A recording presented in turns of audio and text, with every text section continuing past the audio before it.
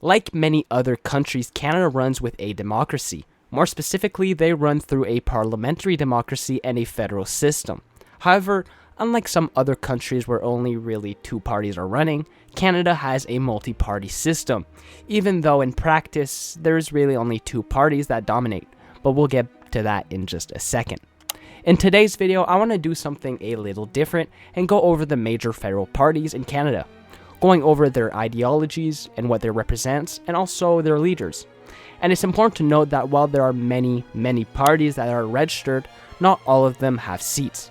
Today, I'll only go over the main political parties who actually have seats in Canada and represent at least a small part of the population. Starting off, we have the party that is currently leading Canada, and that is the Liberal Party of Canada, also known as just the Liberals. And as the name might suggest, they are a party based off the principles of liberalism, which is a philosophy based on the right of the individual, liberty, and equality. The Liberals are a center to center-left political party, and the Liberal Party is the country's longest-serving and oldest functioning federal political party. And it's dominated federal politics for much of its existence. It's held power for about 70 years in the 20th century. As a result, it's been defined as being Canada's natural governing party at times, even though if you looked at recent elections, the popular vote may not represent that. But moving from that, the Liberals have brought a lot of important policies throughout the decades, including universal healthcare, the Canada Pension Plan, Canada student loans, the establishment of the Royal Canadian Navy, multilateralism, official bilingualism, official multiculturalism, gun control, the patriation of the Canadian Constitution and the establishment of the Canadian Charter of Rights and Freedom, the Clarity Act, legalizing same-sex marriage, assisted euthanasia, and cannabis, national carbon pricing, and expanded abortion access are some of the most impactful policies brought by a Liberal government. The party's leader is currently Justin Trudeau. He was elected the party leader in 2013 during the time where Liberals were not in charge of the country. However, this would change. You see, in pretty spectacular fashion, Justin Trudeau's Liberals would win the 2015 election with 39.5% of the popular vote and 184 seats, becoming the first party to win a legislative majority after being demoted to third-party status in a previous general election. This was really the comeback the party needed. But moving forwards, we have our next political party, and the other main one with the Liberals.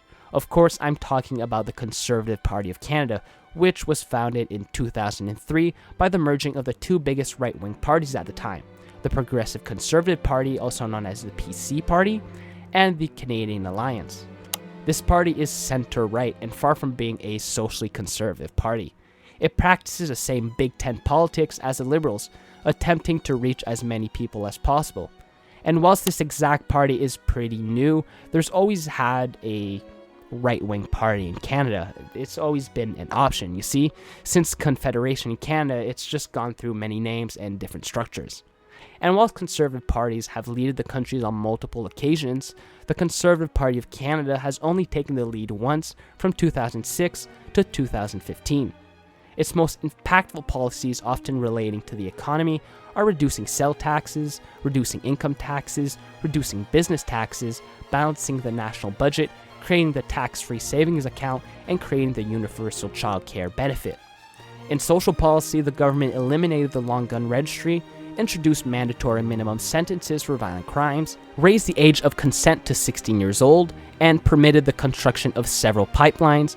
They also withdrew Canada from the Kyoto Protocol, and this was all under its first leader, Stephen Harper. The party governed with two minority governments after the federal election of 2006 and 2008. It then won a majority government in the 2011 federal elections, before being defeated in the 2015 elections.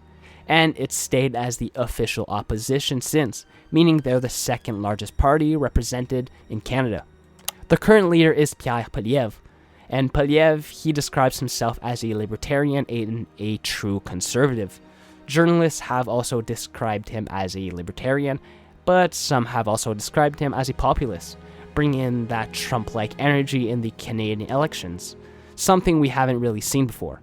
You see, prior to Poilievre, the conservative leaders have always been quite center and mild-mannered, compared to Pierre, who isn't afraid to speak his mind and can come off as arrogant to some.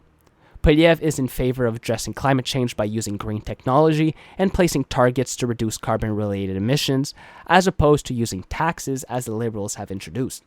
Poilievre believes in abortion rights. He claimed that a government led by him would neither introduce or approve laws restricting this access, while he would allow his caucus to vote freely on legislation. Poilievre also voted against a private member bill limiting sex-selective abortions in 2021. So, as you can see, while the Conservatives are a center-right party, they're still quite progressive compared to certain countries in social aspects. And thirdly, we have the Bloc Québécois, dedicated to Quebec nationalism and the advocacy of Quebec sovereignty. The Bloc was created by MPs who defected from the Federal Progressive Conservative Party and the Liberal Party, following the failure of the Meech Lake Accord. And now, don't worry, I'll probably be making a video on this failure of an accord, as it was a pretty big deal in Canada.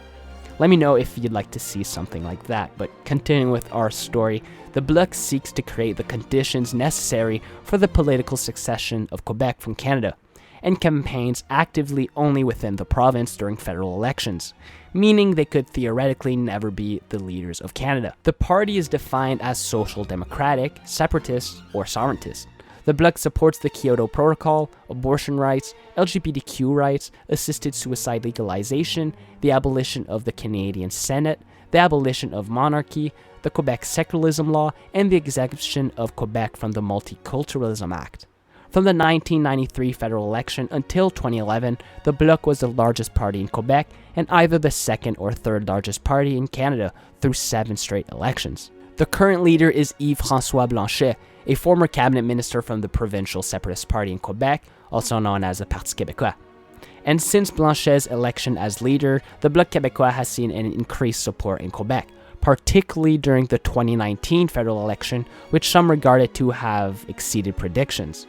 You see, the Bloc boosted its numbers of seats from 10 in 2015 to 32 in 2019, restoring its status as an official party and becoming Canada's third largest party. And with a leadership vote bringing in 97% of the votes for Blanchet, I think it's safe to say this is the man that will be in charge of the party for a couple more elections. Moving on, the fourth biggest party in Canada is the New Democratic Party, also known as the NDP. The party is widely classified as social democratic, and it sits to the left of the Liberal Party on the political spectrum. The party was established in 1961, and from 2011 to 2015, it formed the official opposition. Apart from this, it has been the third or fourth largest party in Canada. The NDP supports a mixed economy, broader welfare, LGBT rights, international peace, environmental stewardship, and expanding Canada's universal healthcare system to include dental care, mental health care, eye and hearing care, infertility products, and prescription drugs. In 2017, Jagmeet Singh was elected as the first member of a visible minority group to lead a major Canadian federal political party on a permanent basis. He defines himself as a progressive, which is true, but in practices, we've seen both the Liberals and the NDP practically pushing the same ideas. Or, as the NDP likes to put it, the Liberals become progressive once the NDP pushes a policy. Finishing up our representative parties, we have the smallest of them all. With 2 seats in the House of Commons, I'm talking about the Green Party of Canada. And while this is a smaller party, the Green Party is still represented. And it was founded on 6 principles, including ecological wisdom, nonviolence, social justice, sustainability, participatory democracy, and respect for diversity. It is quite a small party and excludes a lot of potential voters by being sometimes a bit extreme in social media posts or in debates. But with that being said, I hope you enjoyed the video and you got to learn a bit more about Canada and its political parties. If you did enjoy, make sure to like and subscribe. It really does help me a lot. And let me know what you'd like to see next in the comments. Thank you for watching.